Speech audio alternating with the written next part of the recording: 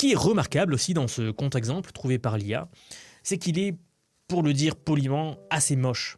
Une construction tirée d'un champ des maths très éloigné du problème original, et pour être honnête avec vous, assez abstrait. Bon, oui, je dois vous avouer que la théorie de l'algèbre avancée, c'est pas le domaine des maths que j'aime le plus. Il m'a causé bien des maux de tête. Mais bref, en tout cas ici le sujet c'est que un mathématicien humain n'aurait probablement jamais emprunté ce chemin.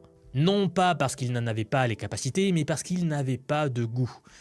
Vous savez, souvent les chercheurs humains cherchent ce qu'on appelle de l'élégance. C'est pas une blague. Oui, vraiment, hein. Si vous ne le saviez pas, ce terme-là est très utilisé dans la recherche. Il faut des solutions élégantes. Sauf que l'IA, elle cherche ce qui marche. Et parfois, ce qui marche est assez laid.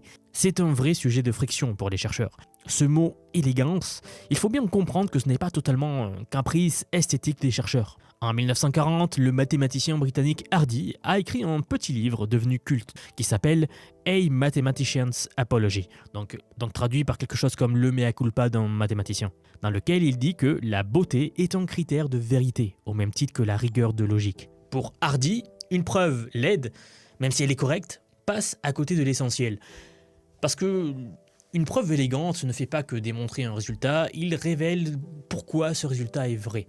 Les plus grands mathématiciens qui ont suivi ont tous travaillé avec cette boussole-là.